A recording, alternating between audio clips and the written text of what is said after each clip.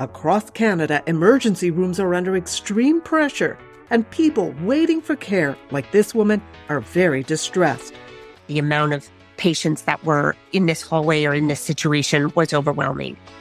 Data is showing that emergency visits are now back up to over 15 million a year, with longer waits for care and for beds. It's leaving emergency departments overflowing, says this doctor. We have to see patients in these unconventional spaces, like waiting rooms, like driveways, like closets, that patients don't expect, and they certainly deserve better. On today's episode, a closer look at this national ER crisis with two people right on the front lines. One is BC paramedic David Leary. You see a lot of patients on stretchers waiting to be put into a hospital bed, waiting to be triaged. It's quite concerning. And it's quite stressful. And we'll talk to New Brunswick emergency physician Fraser Mackay on the distress of seeing more patients, many without family doctors, who need care. We cannot say no. We cannot refuse a patient. We don't close our doors. And we just keep sucking it up. And that leads to the burnout, and that leads to less staffing, and that leads to closures. Hello and welcome to the Canadian Health Information Podcast. We call it the CHIP for short. I'm Avis Favaro, the host of this conversation. A note, the opinions expressed here don't necessarily reflect those of the Canadian Institute for Health Information, but it is an open discussion, and this one is about emergency care. The last line of defense when we're injured or seriously ill, a safety net that some believe is breaking down. Joining us now from Surrey, BC is veteran paramedic David Leary. Hello, David. Hello, thank you for having me. Great. So you are with the Ambulance Paramedics of BC. You've been a veteran for 25 years? Yeah, coming up to 25 years now, correct. You've seen it all. How many times a week would you end up in a hospital ER with a patient? Well, paramedics typically here work 4 days on and 4 days off. So for their 4-day block, they're probably doing anywhere from 8 to 12 calls in a shift. And the majority of those calls, they're transporting to the hospital. So they could be at the hospital 40 times in their 4-day work week. So you get a good bird's eye view of what's going on at that entry point of the health system. Absolutely, 100%. It doesn't get any closer than that than transporting patients right into the emergency department. And, we live and breathe that every shift and every day. So how would you describe the change that you've seen at that entry point over the 25 years you've been a paramedic? Well, our call volumes increased significantly over those years. There's also an increase in hospital ERs, people just attending emergency rooms in general. So they're being overwhelmed with the amount of patients that go to the hospital seeking treatment. So it puts a huge strain on the system within the hospital, the emergency departments, which then reflects back onto the ambulance service and puts a huge strain on us. Take us on a walk. You're bringing in a patient on a stretcher. You go through the sliding doors. What do you see more of now when you walk in? Congestion, a lot of congestion, a lot of crews waiting to be, accepted into the healthcare system, into the hospital. You see a lot of patients on stretchers waiting to be put into a hospital bed. It's quite concerning. And it's quite stressful for, paramedics. It's quite stressful for the patients. Again, and it's very stressful for the hospital staff. There's a lot of pressure on everybody to be able to help move the patients through the system in an appropriate and timely fashion. Have you ever seen patients in unusual spots? Unconventional spots, I think they call them. Every day, you see patients in the hallways, in the back hallways. You see them, inside the emergency department, placed around the nursing stations in hospital beds. So they're not actually in rooms. And when they're being treated and assessed and cared for in hallways and out in the open, they don't have that dignity and the proper care, the proper privacy and confidentiality that you would expect to have. We hear that everyone, physicians, frontline workers, the nurses, are all working really hard. What do you see? We know that they're stressed. We talk to them. We can see it.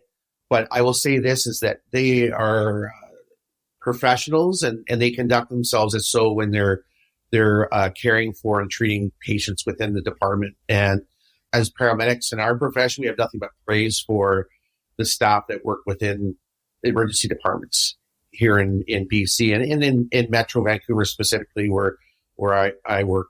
But it's a tough task for them to do under the working conditions that they have. So there's a word that's used called offloading. David, can you explain that to us? So yeah, when a paramedic crew or ambulance crew arrives at the hospital, they start to proceed through this registering the patient, and then they have to be triaged. And then if there's any special assessments that they need prior to be placed in an area within the hospital, or they have to be assigned to a bed, if they can't have that done in a timely fashion, then that's called like an offload delay or a hospital delay for the ambulance crew or paramedic crew. And we're basically being held within the emergency department to care for that patient until they can be accepted within the hospital system. How long should that take, that transfer? It should be like a 30-minute to 45-minute type of timeline to when you arrive at an emergency department to, go through the process of registering and then being triaged and then being placed into a hospital bed. But what's happening now? Depending on what the staffing is like within the hospital, we can be waiting for an hour, 2 hours. I mean, I've seen times up to 5 hours waiting for placement into a bed. What happens when a hospital is so busy that the paramedics can't offload? The obvious situation is that they're not available to respond to other calls for emergencies or transfers or care, which that can have adverse effects on patients that are out in the public or in the field, as we call it, waiting for an ambulance for if they're injured or sick and they need to be transported to the hospital or need the care of paramedics. It delays the care that they receive. And it also, the patients that we do are sitting on offload delays with or hospital delays, we can only provide so much when it comes to diagnostics or care for what they need at that moment. And what they need is a higher level of care, which the hospital provides. When it gets delayed, that could result in them being held in the healthcare system longer than they should have been, meaning that their condition has worsened in that time because they potentially were not received the care that they need. What you've described is not that seamless, nice flow from emergency services through to the actual hospital. And it'll help people understand it's not just anecdotes that, patients have. This is what professionals see too. For us, we see it every day. We know how the system works within the hospital. But to a patient who may or may not have ever been into an emergency department before, I think about looking through their eyes, and they must look at it and be, they're already stressed and they're sick, injured, not well. And it must look very chaotic to them and must add a lot to the stress of their situation already because they don't know exactly what's happening within that department. It probably looks very chaotic to them. But for us, like I said, we do know that the staff work very, very hard. And we want to acknowledge that we know that they're doing their best in difficult times and difficult situations. So, well, I want to thank you, Dave. Thank you very much for your observations and for helping people understand the perspective from the paramedic front line. Well, thank you very much for having me, and the Ambulance Paramedics of British Columbia and the Paramedic Association of Canada. Thanks you for inviting us on the show. Now for a look at what it's like to work inside those overflowing emergency units, we go to St. John's, New Brunswick. Dr. Fraser Mackay is an ER physician and also a member of the Canadian Association of Emergency Physicians, or CAPE. Thanks for joining the podcast. Thank you very much for having me on. And I understand that as soon as we're done recording, you're going to be running across the street to start working your shift in the ER. Absolutely. What do you expect when you walk in the doorway there? That's the fun thing about Emerge. You never know what to expect, but definitely, as an Emerge physician walking into work these days, we notoriously avoid the waiting room because we know making eye contact with patients can set up an interesting vibe because the wait times are so consistently prolonged. When you don't look at them, what is it that you don't want to say or signify? It's more that I want to start my shift with an open mind, without any preset expectations, without the concerns, without that automatic, oh no, I'm starting at the bottom of a big pile. I just want to go in fresh, start with my first patient, and not have that weight of the waiting room on me. Does it weigh on you? It does. The reality is, in a busy department, you're juggling somewhere between 3 and 8 patients at any given moment as a physician. And the frustration that the patients feel when I come in to see them, usually it's not too bad of an experience. If they have to vent a little bit, they're a little bit frustrated, they're a little bit upset, that's understandable. And that's not the problem. It's more the awareness that we don't know what we're missing in the waiting room. We know that patients are leaving the departments without being seen. If you had to describe overall the state of emergency medicine right now in Canada with one word, what would it be? Tenuous. Why that word? The emergency departments across the country are functioning well above capacity, and the staff go above and beyond as default and have been for a long time. That really came out in the pandemic. At first, the numbers of people dropped off to near zero for a short period of time in the emergency departments, and we're now above pre-pandemic levels. But the staffing has never recovered. The system has never recovered. So all of our limits are being exceeded on a regular basis. So the emergency system and the emergency department, it's often viewed as frontline care. The problem is we're now not only the start of the line, we've become the end of the line for care as well. The rest of the system is revealing its lack of capacity. And I don't like to use the word system because, to be clear, I do not believe there is a healthcare system. There are a series of siloed locations and services. And more often than not, each service and each system has its own internal struggle that it's trying to manage. And this creates a self-protective effect. The fact is we're all doing our best, but there is a very distinct lack of leadership and lack of vision overall for healthcare. Okay, let's break it down. How long have you practiced for? I know you were a paramedic beforehand. Yeah, I was a paramedic for a long time, and I worked in many places all across Canada. And so I've been practicing independently just for 5 years now. So I trained in family medicine and then wound up certifying in emergency medicine. And so what have you seen over the last 5 years in terms of what you meet in the ER?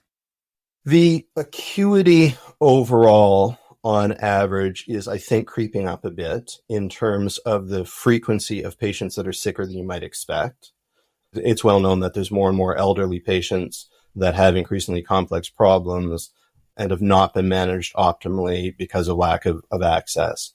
Although the overall numbers are creeping up in the emergency department and the wait times are creeping up, well, not creeping up, they're skyrocketing, to be blunt. But also the acuity is increasing, and that's across the board. I work an urban location as well as several rural locations, and we're seeing it in the rural locations as well, which is, again, indicative overall of the problem with the healthcare system. So these are sicker patients and more patients. Yes. We were looking back in a region where I work at just a year ago, looking at our notes from previous meetings with leadership about how many admitted patients we had in our emergency department and the impact that was having on the wait times. And our numbers have doubled since then. And a year ago, we were saying, this is unbelievable. This has never been this bad. We cannot allow this to continue. And it has just steadily gotten worse. And this is a pretty consistent story across the country. Okay. Where are these patients being kept in your emergency? In all of our beds, in our acute beds. We have patients in my department right now that have been admitted to the internal medicine unit, which is sort of one step down from an ICU, that have been in our department for 48 hours, for 72 hours, in the bed that I'm supposed to be able to come and see the 80-year-old lady with acute onset of chest pain this morning. And that patient is still in the waiting room because I don't have a bed to assess my patient. Yeah, there were stories of people waiting days to get admitted. I spoke to one woman who needed emergency gallbladder surgery. She waited 48 hours in the hallway of a Toronto hospital before she could get admitted, before she could get the surgery. So why is the wait so long? Getting someone admitted is the first step. You need an accepting physician and an accepting service.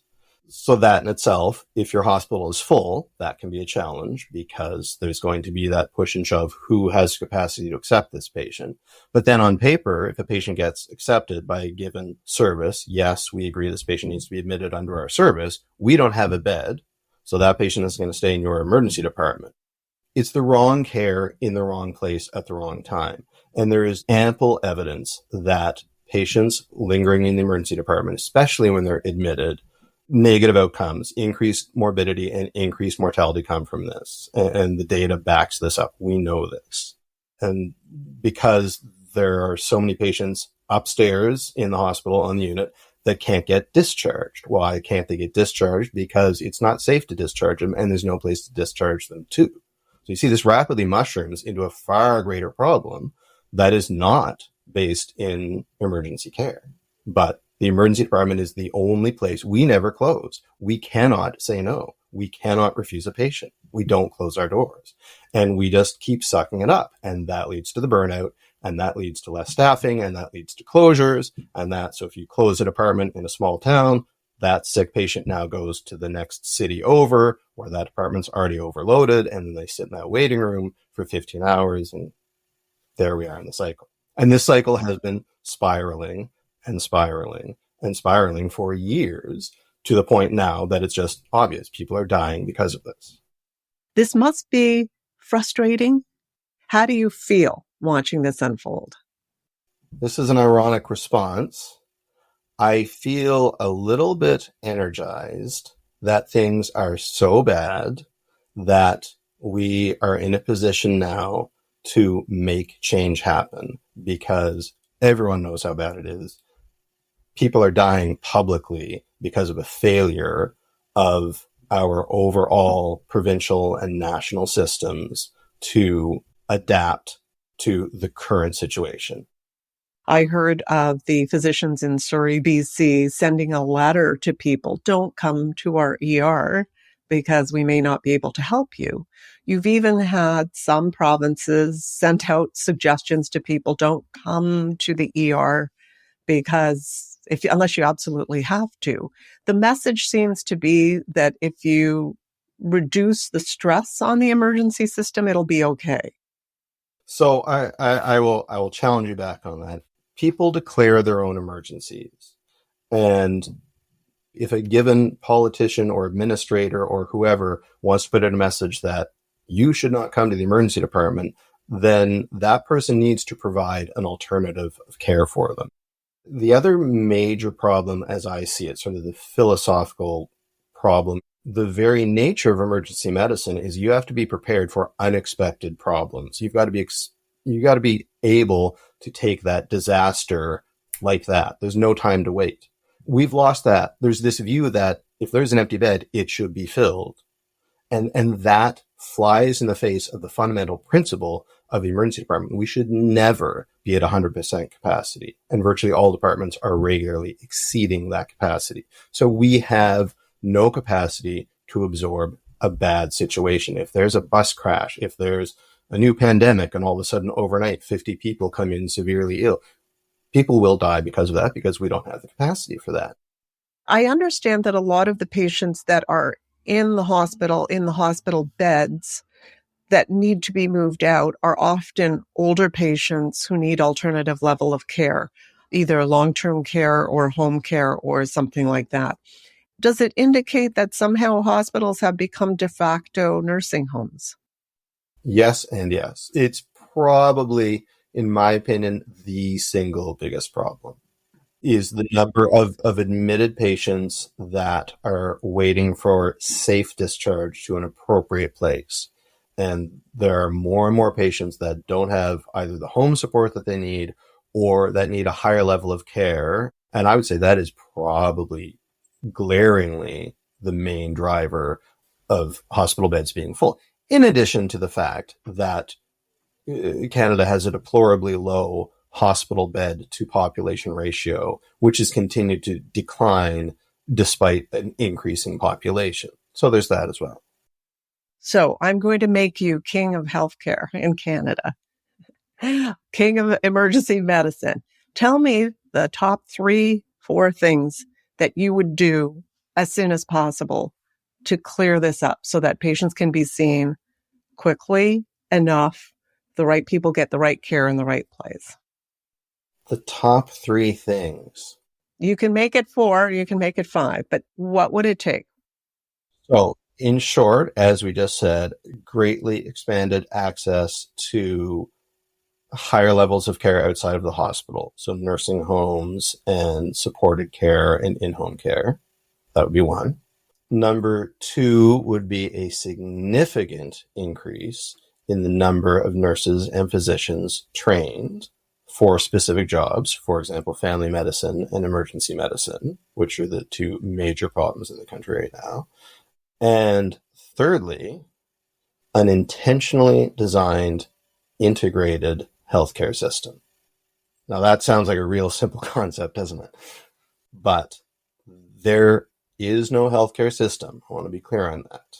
There's this perception that there is, but there really isn't. And until that changes, we will not be able to deal with the inevitable problems of a growing and aging and complex population and their health needs.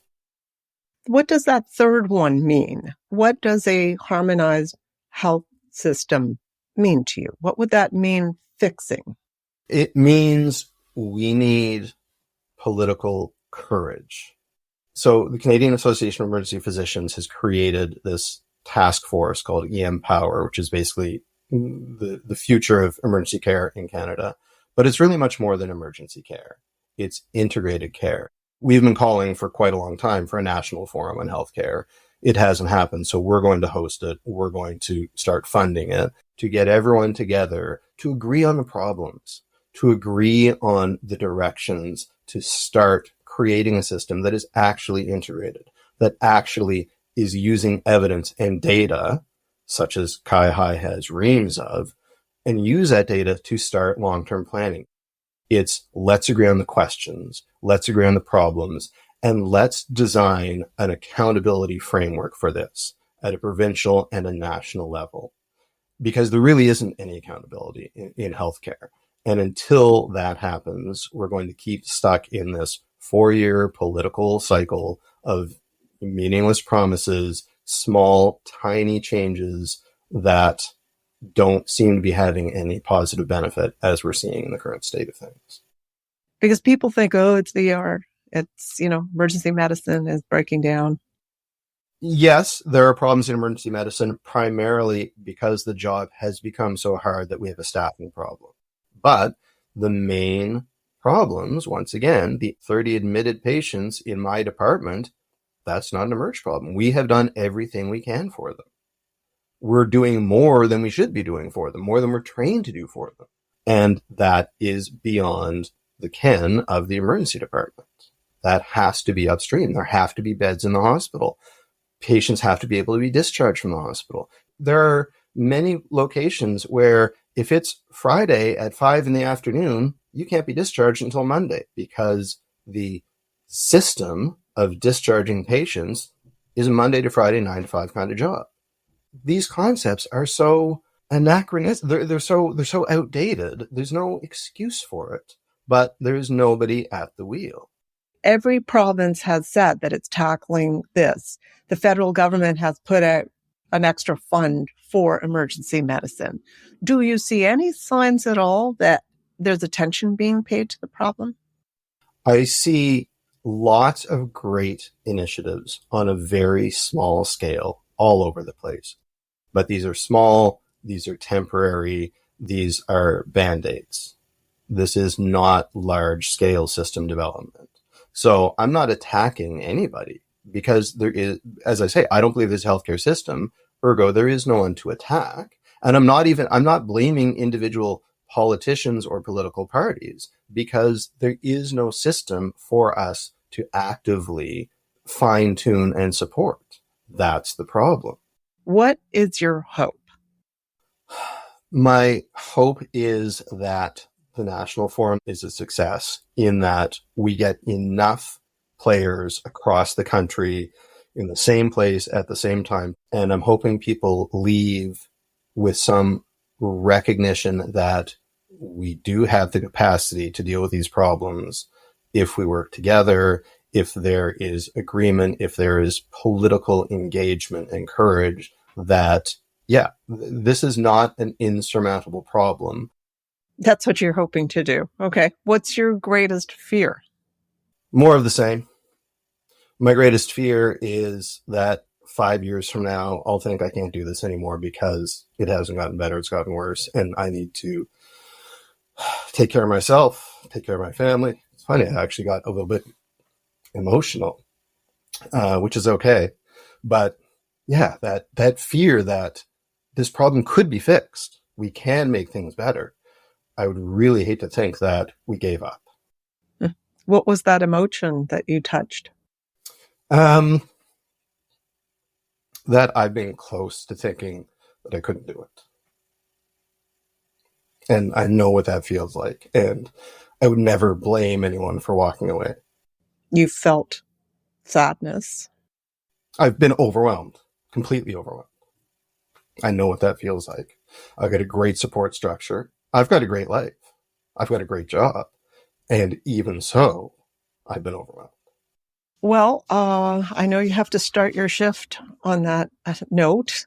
I want to thank you for your candor, and thank you for your thoughts. At least it'll give Canadians some idea of what to look for. So we'll know it's working if we start seeing some of the things you've discussed.